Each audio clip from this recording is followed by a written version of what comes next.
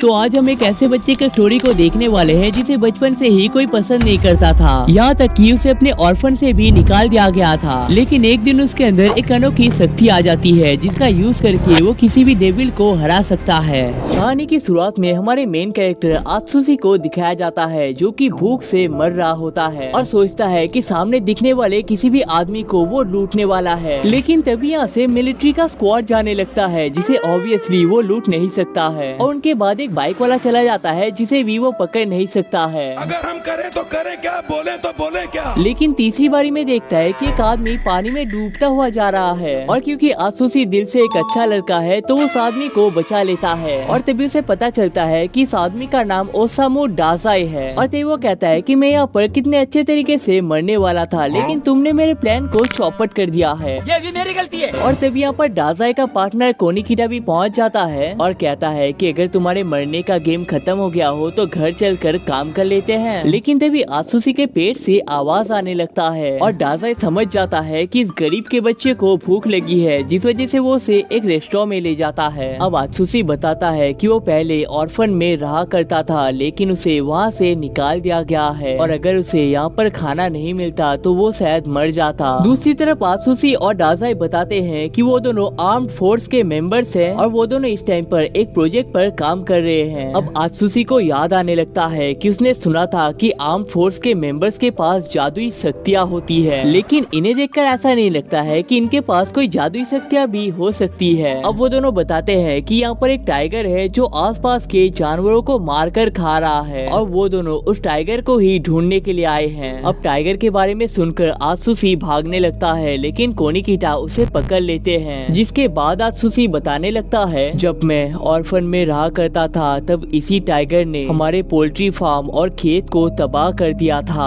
अब इस नुकसान के बाद हमारे पास खाने का कमी पड़ गया था और इस कमी के चलते मुझे उस ऑर्फन से भी निकाल दिया गया था। लेकिन यहाँ पर आने के बाद भी मुझे कई बार ऐसा लगा है कि वो टाइगर मुझे फॉलो कर रहा है, जिस पर डेंजाई कहता है कि तुम सही कह रहे हो और वो टाइगर सच में तुम्हें फॉलो कर रहा है और इसीलिए हम तुम्हें एक चारी की तरह यूज करने वाले हैं और इस काम के बदले में तुम्हें पैसे भी दिया जाएगा। और इन पैसों के बातों को सुनकर आत्सुसी से ना नहीं कह पाता है। अब वो दोनों एक फैक्ट्री के अंदर आ जाते हैं और आत्सुसी पूछता है कि क्या वो टाइगर सच में यहाँ पर आएगा, जिस पर डाजाई कहता है कि 100% गारंटी है कि वो टाइगर यहाँ पर आएगा लेकिन मेरे सामने टिक नहीं पाएगा। वैसे गाइस ये डायलॉग कहीं पर सुना सुना नहीं लग रहा है, लेकिन तभी यहाँ पर कुछ आवाजें आने लगते हैं जिस वजह से आत्सुसी घबरा जाता है। लेकिन तभी डाजाई कहने लगता है कि टाइगर कहीं पर भी अचानक से नहीं आ सकता है और तुम्हारी स्टोरी मुझे थोड़ी सी गलत लग रही है, जैसे कि अगर तुम्हारे ऑर्फन में खाने की कमी हो रही है तो एक बच्चे को निकाल कर उन्हें क्या ही फायदा हो जाएगा। अगर खाने का कमी होता तो 10-15 स्टूडेंट्स को निकाल दिया जाता और तुमने कहा था कि तुम 2 हफ्ते पहले इस शहर में आए हो और 2 हफ्ते पहले से ही वो टाइगर देखा जा रहा है, जिसका मतलब है कि उन ऑर्फन वालों को पता चल गया था कि वो टाइगर और कोई नहीं बल्कि तुम हो आत्सुसी। जिसके बाद आत्सुसी एक टाइगर के फॉर्म में आकर डाजाई के ऊपर अटैक करने लगता है और डाजाई भी उसके अटैक्स को डॉज करते हुए अपने नो लॉन्गर ह्यूमन अटैक का यूज करके आत्सुसी को नॉर्मल कर देता है। और तभी कोनिको और उनके पार्टनर्स मियाजावा केंजी, एडोकावा रेनपो और यासानो आकिको यहाँ पर पहुँच जाते हैं। अब आत्सुसी नींद से उठ जाता है लेकिन उसका राइट हैंड अभी भी ठीक नहीं हुआ है, जिसको देखकर वो फिर से घबराने लगता है। लेकिन तभी डाजाई कहता है कि ये लड़का हमारे एजेंसी का पार्टनर बनने वाला है।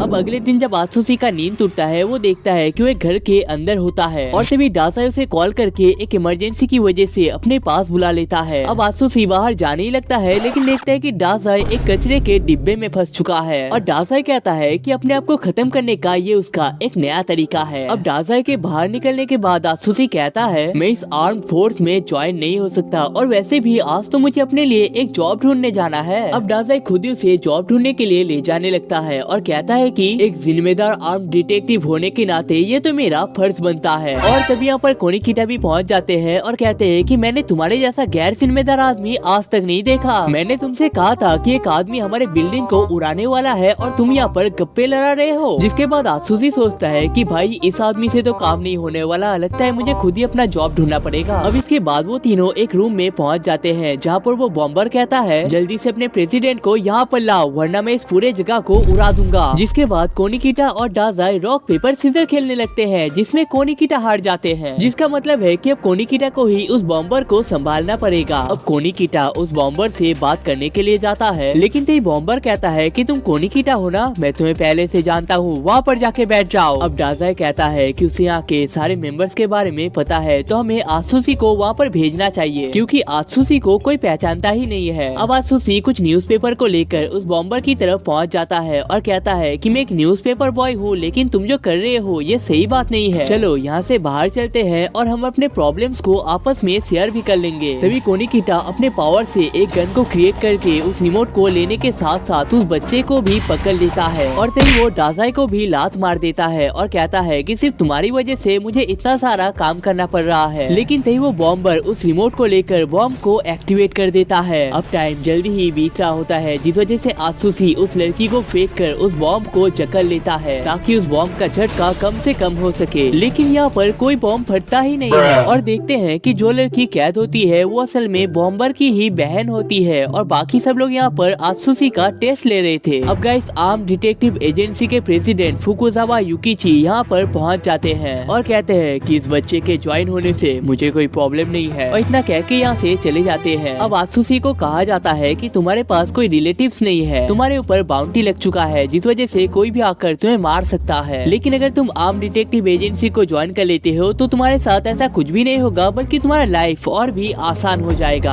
अब अगले दिन कैफे में वो बॉम्बर बताता है कि उसका नाम तानिजाकी जुनिचिरो है और पास ही में है उसकी बहन नाओमी। अब आत्सुसी पूछता है कि तुम लोग आर्म डिटेक्टिव एजेंसी में आने से पहले क्या काम करते थे। कोनिकिटा एक स्कूल के टीचर थे, तानिजाकी और नाओमी स्कूल के छात्र थे, लेकिन किसी को भी डाजाई के पास्ट के बारे में पता नहीं है और डाजाई ने तो कह रखा है कि जो भी उसके पास्ट के बारे में बता देगा उसे वो 700,000 येन देने वाला है। जिसके बाद आत्सुसी कहने लगता है office worker, lawyer, journalist, carpenter, बहुत कुछ कहता है, लेकिन कोई भी सही नहीं होता है। जिसके बाद आत्सुसी कहता है कि शायद आप कुछ काम करते ही नहीं होगे। ऐसा नहीं है, एक सीक्रेट काम तो है जो मैं करता था। अब इसके बाद एक लड़की केस सॉल्व करवाने के लिए आती है, लेकिन तभी डाजा इसके हाथ को पकड़ लेता है और कहता है कि क्या तुम मेरे साथ कॉफी पीने चलोगी। मामो तेरा बहन के महावीर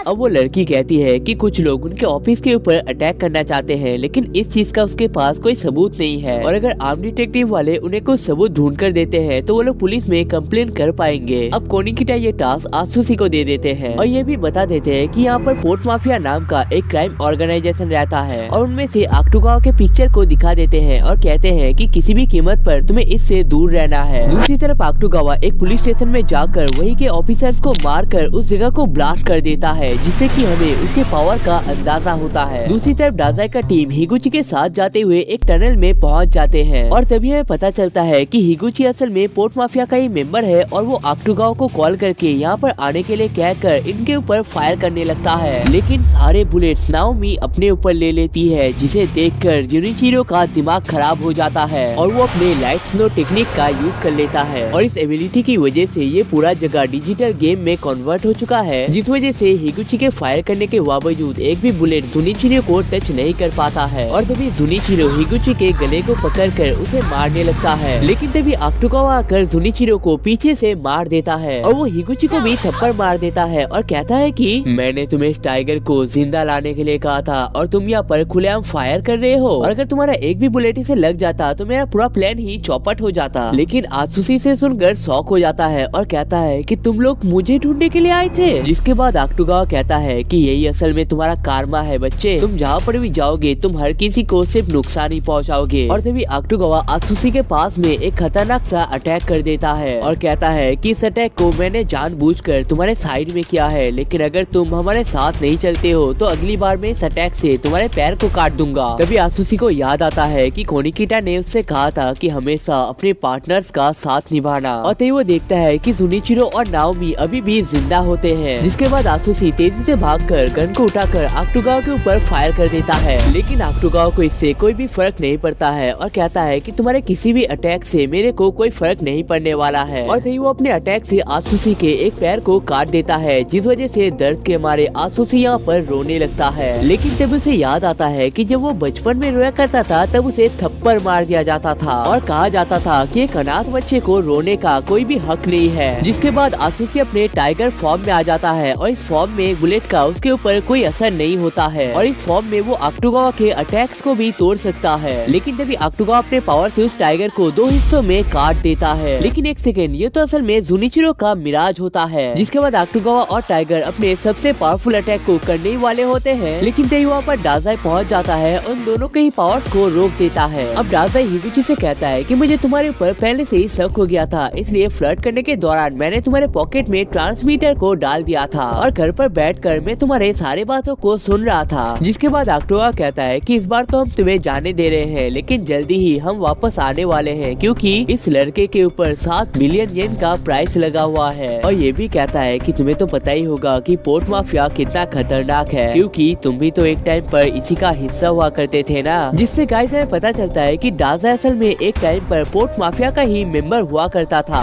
अब अगले दिन जब आत्सुसी का नींद टूटता है तो कोनिकिटा उसके पास ही में होते हैं और कहते हैं कि तुम्हारे दोनों दोस्त ही एकदम ठीक है और उन दोनों का इस टाइम पर ट्रीटमेंट चल रहा है। और गाइस हम देखते हैं कि जुनिचिरो के ऊपर एक लड़की एक सीक्रेट टाइप का ट्रीटमेंट कर रही होती है। दूसरी तरफ कोनिकिटा बताते हैं आत्सुसी तुम्हारे ऊपर 7 बिलियन येन का प्राइस रखा गया है और इसी वजह से पोर्ट माफिया वाले तुम्हारे पीछे पड़ चुके हैं। लेकिन तभी आत्सुसी घबरा जाता है और कहता है कि 7 बिलियन येन, अब मेरा क्या होगा। लेकिन कोनिकिटा कहते हैं कि चिंता मत करो, उन पोर्ट माफिया वालों को तो मैं अकेले ही देख लूंगा। अब गाइस हमें हिरोत्सु नाम के पोर्ट माफिया के एक मेंबर को दिखाया जाता है जो अपने पावर से एक डोर को तोड़ देता है। अब इसके अंदर कई सारे आदमी होते हैं और एक आदमी तो हिरोत्सु को मारने के लिए भी जाता है, लेकिन हिरोत्सु के एक अटैक के साथ ही उस आदमी का खेल खत्म हो जाता है। सूत्रों से पता चला है कि पोर्ट माफिया के सामानों को यहाँ पर ब्लैक में बेचा जा रहा है और इसलिए तुम में से कोई भी यहाँ पर बचने नहीं वाला है। और तभी हिरोत्सु के पार्टनर्स गोलियों की मदद से इन सारे मेंबर्स को यहाँ पर खत्म कर देते हैं। थोड़े टाइम बाद इस जगह पर इन्वेस्टिगेशन होने लगता है और आत्सुसी भी यहाँ पर मौजूद होता है और तभी सब लोग कहने लगते हैं कि ये काम तो पोर्ट माफिया के ब्लैक लिजर्ड गैंग का है जो किसी के ऊपर भी दया नहीं करते हैं। अब इसे सुनने के बाद आत्सुसी सोचता है कि अगर इस टीम ने हमारे एजेंसी में अटैक कर दिया तो हमारा एजेंसी तो पूरी तरीके से तबाह हो जाएगा। जिसके बाद वो खुद से ही हिगुची को कॉल कर लेता है और कहता है कि मैंने आर्म डिटेक्टिव एजेंसी को छोड़ दिया है तो अब उन्हें परेशान करने की कोई जरूरत नहीं है। जिसके बाद सच में ही आत्सुसी इस एजेंसी को छोड़ के चला जाता है। दूसरी तरफ हम ब्लैक लिजर्ड के लीडर हिरोत्सु और कमांडर टाचिहारा मिचुजो को देखते हैं और तभी उनके ऊपर अटैक करते हुए दूसरा कमांडर भी यहाँ पर पहुँच जाता है। और तभी हिगुची को उनके लीडर कॉल करके कहते हैं कि पिछली बार उस आर्म डिटेक्टिव एजेंसी की वजह से हम लोग उस टाइगर को पकड़ नहीं पाए थे, तो इस बार तुम्हें इस एजेंसी को ही खत्म कर देना है। दूसरी तरफ अक्टूगावा एक लड़की को डराने की कोशिश कर रहा होता है और कहता है कि जब इंसान अपने प्रॉब्लम्स को खत्म नहीं कर पाते हैं तो वो अपने आप को खत्म करने का सोचते हैं, क्योंकि उनके पास जीने का और कोई वजह नहीं होता है। लेकिन चिंता मत करो, जल्द ही तुम्हें जीने का एक वजह मिलने वाला है। दूसरी तरफ ब्लैक लिजर्ड ग्रुप हमारे एजेंसी के अंदर चले जाते हैं और तभी हिरोत्सु कहते हैं कि माफ करना, मैं तुम्हारा अपॉइंटमेंट लेना भूल गया। दूसरी तरफ आत्सुसी रास्ते से जा रहा होता है और सोचता है कि मुझे कहीं पर भी रहने का हक नहीं है, लेकिन तभी उसे बुलेट्स की आवाज आने लगती है जिस वजह से वो फिर से एजेंसी की तरफ जाने लगता है और जाते वक्त सोचता है कि मैंने तो इन्हें कह दिया था कि मैंने इस एजेंसी को छोड़ दिया है, तो फिर भी वो लोग इसके ऊपर अटैक क्यों कर रहे हैं। अब आत्सुसी वहाँ पर पहुँच तो जाता है, लेकिन देखता है कि ब्लैक लिजर्ड वालों को हमारे एजेंसी वाले कुत्तों की तरह मार रहे हैं। अब कोनिकिटा यहाँ पर परेशान हो जाते हैं और सोचते हैं कि गोली चलाने की वजह से फिर से मुझे आसपास के लोगों से माफी मांगना पड़ेगा और देखो यहाँ का क्या हालत कर दिया है, इसको रिनोवेट करने में फिर से ढेर सारा पैसा चला जाएगा। और आत्सुसी तुम्हें तो शर्म आनी चाहिए, हम लोग यहाँ पर फाइट कर रहे थे और तुम बाहर घूमने के लिए गए थे। लेकिन आत्सुसी सोचता है कि ये लोग तो बहुत ही पावरफुल है और मैं बिना किसी प्रॉब्लम के इनके साथ रह पाऊंगा। और इतना सोच के उसके आंखों से आंसू आने लगते हैं, जिसे देख कोनिकिटा कहते हैं कि एक तो तुम फाइट के वक्त घूमने चले गए थे और मैंने तुम्हें थोड़ा सा डांट क्या दिया है, तुम तो रोने ही लग गए। जिस पर आत्सुसी कहता है कि मैं रो नहीं रहा था, मैं तो बस रो रहा था।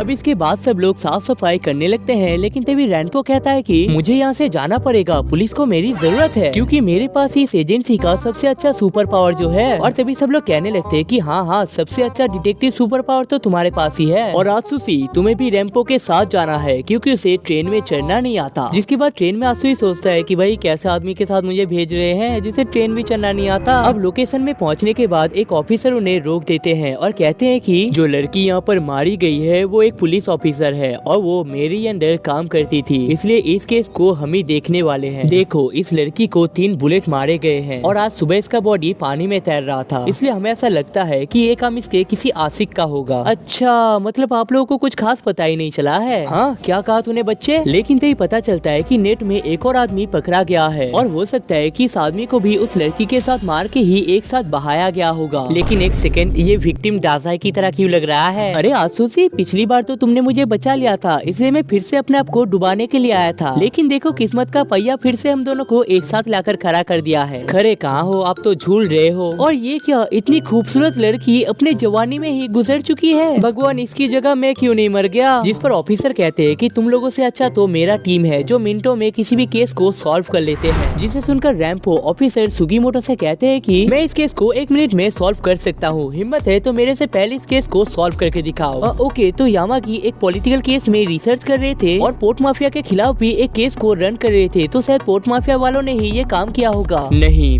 पोर्ट माफिया वाले पहले किसी के भी सर को जमीन पर मारते हैं, फिर पीछे से लात मारते हैं ताकि उनका जॉ लाइन टूट सके और उसके बाद बॉडी पे 3 बुलेट्स मारते हैं। इसके बॉडी पे भी 3 बुलेट्स तो मारे गए हैं लेकिन इसके जॉ लाइन को तोड़ा नहीं गया है। मतलब किसी ने जानबूझकर 3 बुलेट्स मारे हैं ताकि लोगों को ऐसा लगे कि ये काम पोर्ट माफिया वालों का है। 2 बुलेट्स सिर्फ इसलिए फायर किए हैं ताकि लोगों को लगे ये काम पोर्ट माफिया वालों का है। कितनी गलत बात है। कोई बात नहीं ऑफिसर, तुमने अपने काम को बहुत ही बढ़िया तरीके से किया है। लेकिन अब देखो एक वर्ल्ड क्लास डिटेक्टिव कैसे अपने केसेस को सॉल्व करता है। और मैं तो ये भी बता दूंगा कि क्रिमिनल कौन है, कहाँ पर उसने क्राइम किया है और कैसे उस क्रिमिनल को पकड़ना है। लगता है तुम मानोगे नहीं बच्चे, तुम्हारे लिए 60 तक गिनती करूँ क्या? न, मुझे उतना टाइम भी नहीं लगेगा। इन्फॉर्मेशन कलेक्ट हो जाओ और किसने ये क्राइम किया है वो हमें बताओ। और हमें पता चल चुका है कि क्रिमिनल है मिस्टर सुकीमोटो। बेकार की बातें बंद करो। सुकीमोटो ने ये काम किया होता तो वो यहाँ पर ठोए ना आता। वेल मैंने तो ये भी कहा था कि मैं सबूत भी दूंगा। सुकीमोटो के गन को चेक कर लो, उसमें 3 बुलेट्स कम होंगे और मेरा थ्योरी भी प्रूफ हो जाएगा। सुकीमोटो अपना गन दिखा दो, उसके बाद ये नौसिखिया चुपचाप यहाँ से चला जाएगा। मैं अपने गन को नहीं दिखा सकता।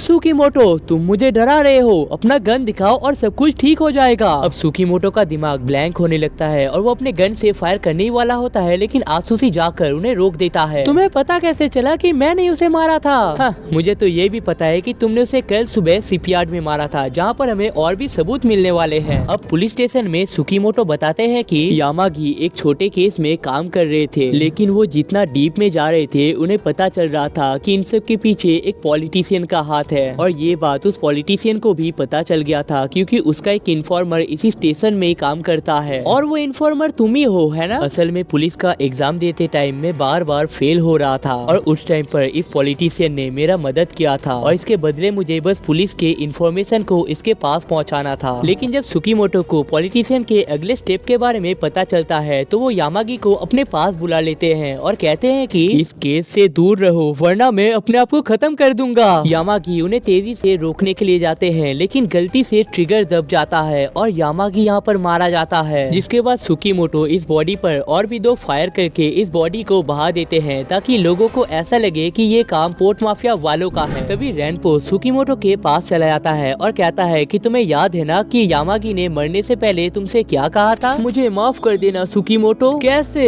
इतना सब कुछ तुम्हें कैसे पता हो सकता है? अब इसके बाद वो तीनों रास्ते से जाने लगते हैं और डाजाई कहता है कि पता है आत्सुशी, मुझे भी ये केस आधा समझ में आ गया था। हाँ, लेकिन रैम्पो के अल्ट्रा डिडक्शन के सामने कोई क्या ही कर सकता है। ओह, तो तुम्हें अभी भी इसके बारे में पता नहीं है? हाँ, रैम्पो के बिहेवियर को देखकर तुम्हें वो एक छोटा लड़का लग सकता है, लेकिन वो असल में 26 साल का आदमी है और उसके पास कोई मैजिकल पावर भी नहीं है। और ये बात रैम्पो के अलावा टीम के हर किसी को पता है। और बताते हैं कि जब रैम्पो अपने पावर को यूज कर रहा था तब डाजाई ने उसके हेयर को टच कर लिया था। और आपको पता ही होगा कि डाजाई अगर किसी को टच करता है तो वो अपने पावर को यूज नहीं कर सकता है, जिसका मतलब है कि रैम्पो के पास असल में कोई पावर ही नहीं है। क्या? तो फिर रैम्पो ने उस क्रिमिनल का पता कैसे लगाया? देखो, अगर तुम किसी को भी बोलोगे कि एक मर्डर को पोर्ट माफिया का काम दिखाने के लिए उस पर 3 बुलेट्स फायर किए गए हैं तो हर किसी को लगेगा कि वो 3 बुलेट्स एक साथ ही फायर किए गए हैं। लेकिन याद करो कि सुकीमोटो ने क्या कहा था, 2 बुलेट सिर्फ इसलिए फायर किए हैं ताकि लोगों को लगे ये काम पोर्ट माफिया वालों का है। कितनी गलत बात है। मतलब उसे पता था कि 2 बुलेट्स को एक साथ नहीं बल्कि अलग अलग फायर किया गया था, और ये बात तो सिर्फ क्रिमिनल को ही पता हो सकता है। और एक और पॉइंट है, अगर तुम यामागी के हाथ को देखोगे तो वहाँ पर एक महंगा वॉच लगा हुआ है जो वो अपने सैलरी से तो नहीं खरीद सकती है। और वैसा ही सेम वॉच सुकीमोटो के हाथ में भी था, जिसका मतलब है कि वो दोनों एक दूसरे को डेट कर रहे थे। और जब किसी को पता चलता है कि उसका लवर मर चुका है तो उसका रिएक्शन खतरनाक आना चाहिए था, लेकिन सुकीमोटो पूरी तरीके से शांत था। मतलब वो किसी चीज को छुपाना चाहता था। अच्छा, लेकिन रैम्पो को ये कैसे पता चला कि मर्डर हुआ कहाँ पर था? वेल, ये चीज तो डाजा भी पता नहीं लगा पाया है, और इसी वजह से रैम्पो टीम में इतना खास है। अरे तुम लोगों को घर नहीं चलना क्या? मुझे भूख लग रही है। अब गाइस हमें कोनिकीटा को दिखाया जाता है जिसके पास आइडियल नाम का एक नोटबुक होता है, जिसको बीच बीच में आप लोगों ने कई बार देखा भी होगा। अब कोनिकीटा असल में एक परफेक्ट लाइफ को जीना चाहता है, इसलिए कोनिकीटा ने इस बुक में अपने लाइफ के सारे डिटेल्स, यहाँ तक कि रूटीन, फ्यूचर प्लान्स और गोल तक भी लिख रखा है। जिसके बाद कोनिकीटा एग्जैक्ट टाइम पर अपने काम के लिए जाता है, लेकिन तभी आसुसी कहता है डाजा ने कुछ अजीब तरीके के मशरूम खा लिए हैं और उसके बाद से वो अजीब तरीके से बिहेव कर रहे हैं। मरने के बाद ये दुनिया कितना बढ़िया लगने लगता है। मुझे तो पता ही नहीं था एक मशरूम खाने से ही मैं मर जाऊंगा। लेकिन कोनिकीटा इन सब में ध्यान ना देकर अपना काम स्टार्ट कर देता है। कोनिकीटा, तुम्हें भी स्वर्ग में आना चाहिए, फिर हम दोनों मिलकर मजे करेंगे। लेकिन तभी कोनिकीटा डाजाई को पटक देते हैं और कहते हैं कि ना समझ डाजाई, तुम्हें दिख नहीं रहा, मेरा इम्पोर्टेंट काम चल रहा है। जिसे देखकर आसुसी सोचता है ये दोनों इतने अलग होने के बावजूद एक साथ काम कैसे कर पाते हैं। जिसके बाद वो तीनों अपने आज के काम के लिए जाने लगते हैं। असल में योकोहामा में जितने भी नए लोग घूमने के लिए आ रहे हैं उनमें से कई सारे लोग गायब हो रहे हैं और उन सबको एक जगह पर लाकर इकट्ठा किया जा रहा है। और ये जानकारी हमारे एजेंसी को एक अनजान आदमी से मिला है। अच्छा, तो हमें जो लोकेशन बताया गया है हम वहाँ पर जा रहे हैं, है ना? नहीं बच्चे, बल्कि हम तो उस जानकारी देने वाले को पकड़ने के लिए जा रहे हैं। कोनिकीटा, तुम यहाँ पर पूरे 2 मिनट लेट आए हो। किसी लड़की के साथ डेट पे चले गए थे क्या? नहीं, मैं आज से 4 साल बाद किसी लड़की को डेट करूंगा और उसके 6 साल बाद उसी लड़की से शादी भी कर लूंगा, और ये सारी बातें मेरे बुक में लिखी गई है। अब गाइस, सामने के इस बंदे का नाम टागुची रुकुजुओ है, और अगर आप इसे अच्छे पैसे देते हो तो ये कोई भी इंफॉर्मेशन बाहर निकाल कर दे सकता है, और बताता है कि आप लोगों को वो इंफॉर्मेशन एज योर मैसेंजर नाम के एक बंदे ने भेजा है। अब मुझे ये तो नहीं लगता कि वो इन्फॉर्मर कोई गलत आदमी है, लेकिन मुझे उसके डाटा सेंटर से ये कुछ पिक्चर मिले हैं, और ये शायद उनके पिक्चर है जिन्हें किडनैप किया जा चुका है। अब इसके बाद वो तीनों टैक्सी की मदद से अपने लोकेशन पर जाने लगते हैं, और कोनिकीटा बताते हैं कि इस टैक्सी का ड्राइवर भी असल में उनका इन्फॉर्मर है, और जितने भी लोग गायब हुए हैं उनमें से 2 लोगों को तो इन्होंने ही लिफ्ट दिया था। लेकिन तभी डाजा इन पिक्चर्स को लेकर कहने लगता है, देखो इन विक्टिम्स में से दोनों ने चश्मे पहन कर रखे हैं, जरूर इस क्रिमिनल को चश्मे वाले लोग बहुत पसंद होंगे। इसके बाद वो तीनों एक हॉस्पिटल में पहुंच जाते हैं, और यहाँ के आसपास घूमने के दौरान उन्हें कुछ फुटप्रिंट्स भी मिल जाते हैं। मुझे लगता है किसी की जान खतरे में है। यहाँ पर एक लड़की को पानी में डुबाकर मारने का ट्रैप बनाया गया है, और तभी कोनिकीटा, इस लड़की का नाम है सासाकी नोबुको, ये कॉलेज की लेक्चरर है और बताती है कि स्टेशन में किसी ने इसको बेहोश कर दिया था, और जब इसकी आंखें खुलती है वो इस टैंक के अंदर होती है। वैसे सच कहूँ तो ये लड़की सुंदर बहुत है, ऐसा डाजाई कहता है। तुम लोग मुझ पे तो शक नहीं कर रहे थे ना? तभी कुछ और लोगों के भी चिल्लाने की आवाज आने लगती है, और हम देखते हैं कि लोगों को नंगा करके एक गैस चेम्बर में बंद किया गया है। कोनिकीटा, इनसे दूर आ जाओ। नहीं, मैं इन्हें बचाऊंगा, छोड़ दो मुझे।